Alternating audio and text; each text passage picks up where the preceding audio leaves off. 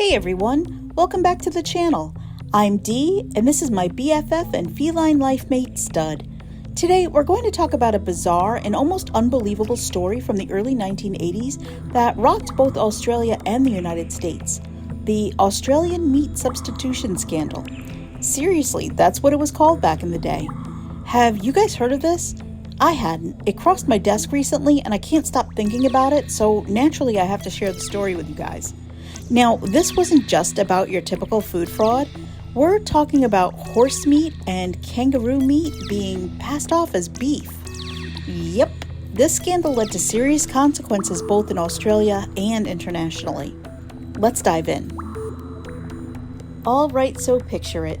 Australia, late 1970s. There had been whispers and accusations that some shady meat processing companies in Victoria were swapping out beef for other meats. Things like horse meat, kangaroo meat, and even pet food grade meat, selling it as high quality beef. Now, if you're like me, the idea of getting served a kangaroo burger instead of a beef one is, well, it's fucking gross. But at the time, these allegations were mostly ignored. Even when politicians like Victoria Senator Cyril Primer brought these claims to the Australian Parliament, nothing serious came of it. But in 1981, that all changed. How? Well, it wasn't in Australia, interestingly enough. It started in San Diego, California. A vigilant food inspector became suspicious of 3 frozen blocks of imported Australian beef that just didn't look right. It was darker and stringier than it should have been. So they ran some tests, and sure enough, it wasn't beef. It was horse meat. In the days following, more horse meat and then some kangaroo meat masquerading as Australian beef were found elsewhere in the United States. This sparked a major investigation in the US, and sure enough, they found even more Australian meat that wasn't exactly what it claimed to be. And as if that wasn't enough, some of the mystery meat had even ended up at a meat processing plant that supplied fast food chains like Jack in the Box. Yep. Kangaroo meat was intentionally substituted for or included in beef exported from Australia to the United States and other countries. People started joking about Skippy burgers, a reference to Skippy, the famous kangaroo from Australian TV, but the scandal wasn't a joke, especially for the Australian meat industry. A spokesman for the Department of Agriculture, John McClung, declined to release the names of the processing companies, but he said officials were pretty certain that Americans had eaten meat shipped from ProFreeze of Richmond, Victoria, the suspect Australian plant. And lest you think it was just imported to other countries, fear not. Australians were unwittingly fed donkey meat, goat meat, and maggot-ridden offcuts by some of the country's leading meat processors too. For example, meat rejected for export to the US from Swery Propriety Limited was described by a veterinary officer as rubbish and floor sweeping and eligible for pet food only, but was sold to unsuspecting buyers in Adelaide.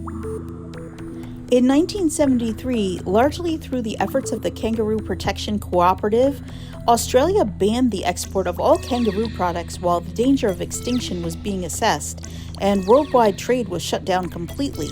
But the ban lacked support and was lifted a year later. Today, kangaroos are a protected species in Australia, and while there are so many of them that they are widely regarded as pests, they are hunted by professional shooters according to a strict quota system. While completely edible and no different than, say, alligator or venison, they aren't exactly a staple in the Australian diet. Kangaroo is a bit of a novelty meat like crocodile and emu, said Nick Filsell, head chef of the Red Ochre Grill in Adelaide. Most local people wouldn't have it at home. Anyway, back to the beef scandal.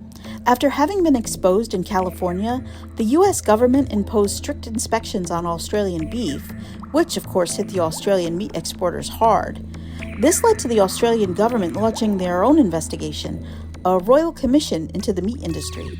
They shut down exports from certain meat plants in Victoria for 30 days and started digging into the mess. So, what did the investigation find? Well, let's just say it wasn't pretty. The Royal Commission looked into 35 companies and found that cheating had become pretty common in the industry. It wasn't just about substituting meats either. They were also fudging packaging dates and making false claims about what kind of meat they were selling. Allegations of a meat substitution racket had been made over the 3 or 4 years prior in both the Victoria and federal parliaments, with one senator alleging that a meat inspector who had tried to interfere in the racket had been transferred from his job. But there's an even more shocking part. A section of the Commission's report, which was only made public nearly 30 years later, revealed that while these companies were using the meats of donkeys, goats, buffaloes, and horses, they were often killed in unhygienic conditions, sometimes just right out in the fields. And this was the meat that was getting mixed in with beef meant for human consumption. They also discovered that some companies had been selling non-halal meat as halal, which is a huge deal, especially for religious consumers. Plus, there were claims that some meat processors were warned in advance about when American inspectors were coming to check on them. It was like one big messy cover-up. The scandal definitely had lasting effects. Australia's beef exports took a major hit, especially since the US was, and still is, Australia's biggest market for beef. The US wasn't the only country affected. The scandal also impacted exports to places like Singapore and the Middle East. In the wake of all this, Australia had to make some serious changes. New laws, like the 1982 Export Control Act, were introduced to clean up the industry. They required meat processing plants to meet stricter standards, not just in Australia, but also for the countries importing the meat. The Australian Quarantine and Inspection Service was created to help enforce these standards and make sure this kind of scandal wouldn't happen again. Unfortunately, when we fast forward to the 21st century, it's clear that this wasn't going to be the last time we'd hear about shady practices in the meat industry. In 2013, the European horse meat scandal blew up, when beef products sold in several European countries were found to contain up to 100% horse meat. It became one of the biggest food fraud scandals in modern history, impacting supermarkets, restaurants, and fast food chains across Europe. What made this scandal similar to Australia's in the 1980s was how the industry was built on trust, and how easily that trust was shattered. And yep, even Australia wasn't exempt from recent controversies. In 2017, Australia was linked to the Brazilian meat scandal when authorities found that some of the country's meat inspectors were bribed to overlook health violations. Brazil is one of the world's largest meat exporters, and contaminated beef was distributed to markets worldwide, including Australia. This raised concerns about food safety once again, with consumers questioning the integrity of the global meat supply chain. 3 meat processing plants have been closed and 21 others are currently being investigated. While this was the result of a 2-year investigation called Operation Weak Flesh. Investigators allege that some meat processors bribed health inspectors as well as politicians to turn a blind eye and provide the necessary certificates for the meat. Over 30 companies are accused, including JBS, the world's largest beef exporter, and BRF, the world's biggest poultry producer.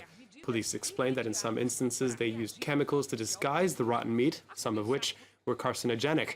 In other cases, they said that potato water or even cardboard paper were mixed with chicken meat. Another Australian-related scandal hit that same year with the live export scandal. It wasn't about meat substitution this time, but rather about the treatment of animals exported for slaughter.